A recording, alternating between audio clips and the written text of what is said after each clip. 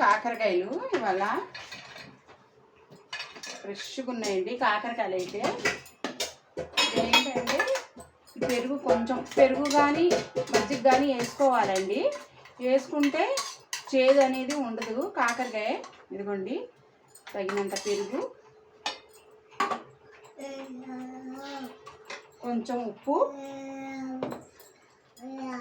కూడా వేసేసుకోవాలి. చప్పదనం అనేది రాదు. కాకరకాయ ఫ్రై చాలా బాగుండిద్ది.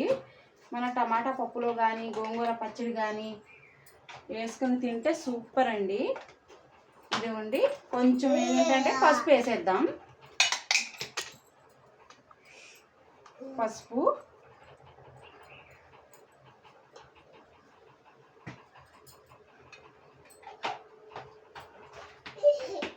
ఇప్పుడు పసుపు వేసాం కదా, ఇలా మొత్తం ఒకసారి కలుపుకోవాలి. ఇదిగోండి ఒకసారి మొత్తం అలా కలుపుకుంటే మనకి చేదు అనేది ఉండదు కాకరకాయ ఫ్రై. కొంతమంది పచ్చిగా కూడా చేస్తారు, బాగానే ఉంటుంది అది కూడా. కాకపోతే చేదుగా అనిపించిద్దండి, అందుకని నేను మటుకు వేయను.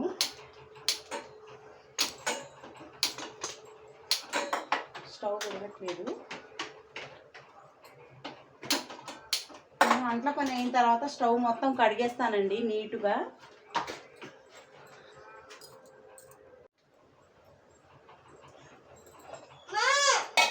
స్టవ్ మీద అయితే పెట్టేసాము. బయట స్టవ్ మీద అయితే పెట్టేసాను కదండి.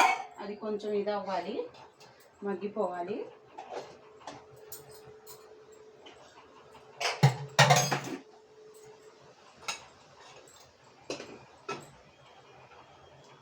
కొన్ని వాటర్ వేద్దాం.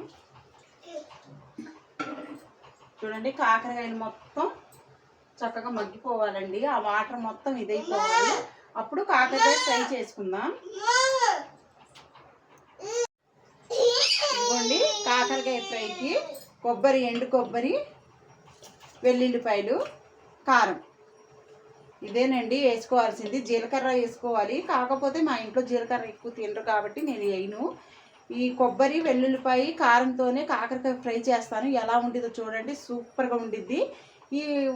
ఈ మొత్తం అయిపోయిన తర్వాత అప్పుడు ఇంకా ఏమేమి పని చేయాలో నేను మీకు చూపిస్తాను.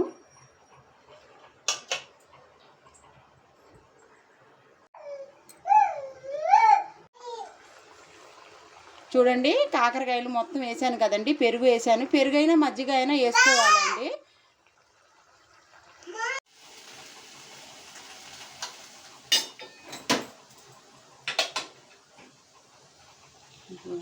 కాకరకాయ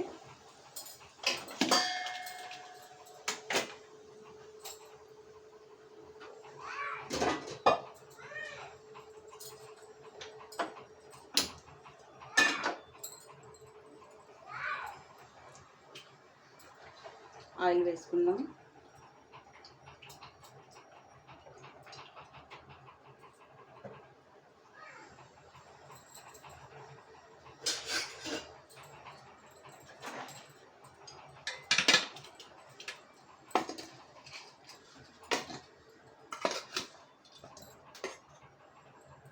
ఇవ్వండి కాకరకాయలు, పసుపు, పెరుగు వేసాం కదండి.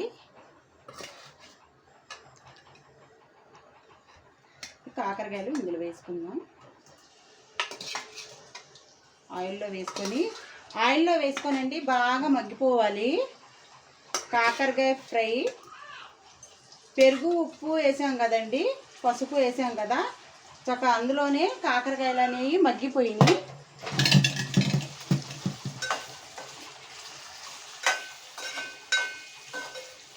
చూడండి అలా కలుపుకున్నాం కదా. ఫైనల్గా కరివేపాకు.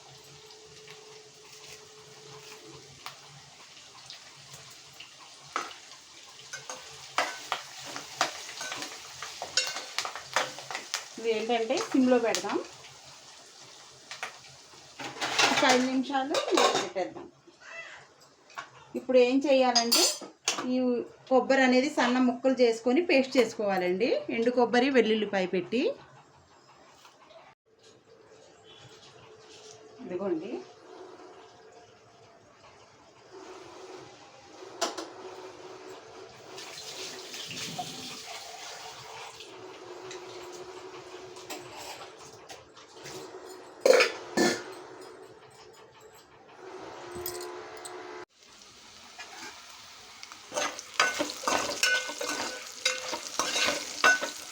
చక్కగా ఎర్రగా అయిపోయిందండి కాకరకాయ. ఇలాగా ఉండాలండి, అంటే లోపల పచ్చితనం అనేది ఉండదు. చూడండి చక్కగా మగ్గిపోయింది, ఇలా రావాలి.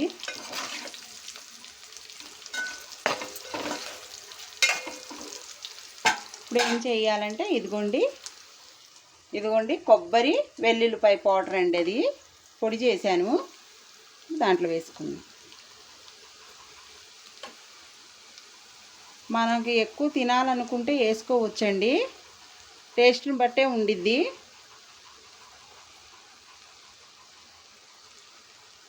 కొంచెం కారం కూడా వేసేద్దాం.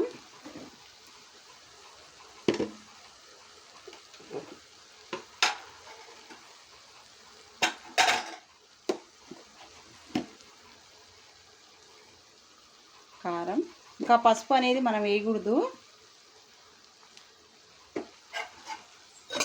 కలుపుకోవాలి. చూసారా ఎలా ఉందో? అసలు వాసన అయితేనండి చాలా బాగా వస్తుంది. వేడి వేడి అన్నంలో వేసుకొని అసలు ఏం లేకపోయినా ఆ కారపొడి వేసుకొని అయినా తింటేనండి సూపర్, చాలా టేస్ట్గా ఉండిద్ది. కొంచెం కారం వేద్దాం చాలు. అయిపోయిందండి మన కాకరకాయ ఫ్రై అయితే. ఇప్పుడు కలుపుకోవాలి. కలుపుకొని 5 నిమిషాలు మూత పెట్టేసుకుంటే మనకు కాకరకాయ కూర రెడీ అయిపోయినట్టేనండి. ఫ్రై అండి ఇది. చూసారా ఇలా ఉంది కదా? ఇప్పుడు ఒక 5 నిమిషాలు మూత పెట్టేస్తే చక్కగా మగ్గిపోయిద్ది.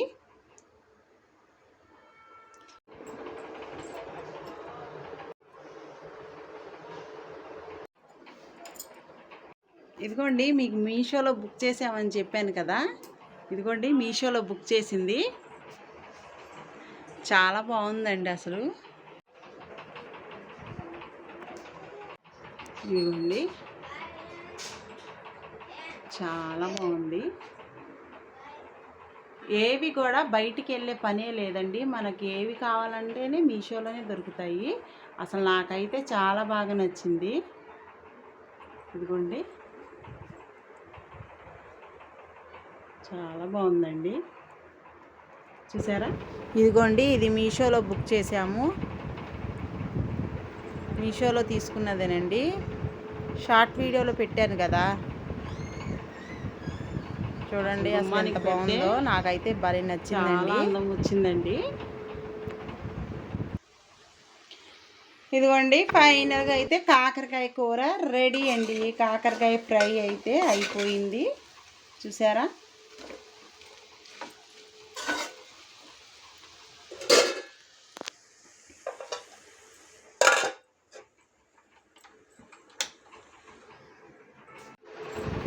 ఇదిగోండి సోఫా సెట్టు కవరు ఎప్పటి నుంచో అనుకుంటానండి బుక్ చేయాలని. ఫైనల్గా అయితే బుక్ చేశాను. అసలు చాలా బాగుంది కదండి, కలర్ కూడా బాగుంది, క్లాత్ కూడా సూపర్గా ఉందండి. చూడండి ఎలా ఉందో. సరేనండి, ఈ వీడియో నచ్చితే లైక్, షేర్, సబ్స్క్రైబ్ చేసుకోండి ఛానల్. మరో వీడియోలో కలుద్దాం. చాలా బాగుందండి అసలు. ఇది కూడా మీషోలో బుక్ చేసిందేనండి. జీడిపప్పు కానీ బాదం కానీ మనం అందులో వేస్తే చిన్న సన్న ముక్కలుగా అయిపోయింది. మనం పాయసం వండుకున్నా కూడా చక్కగా ముక్కలు వేసుకోవచ్చు. చాలా బాగుంది.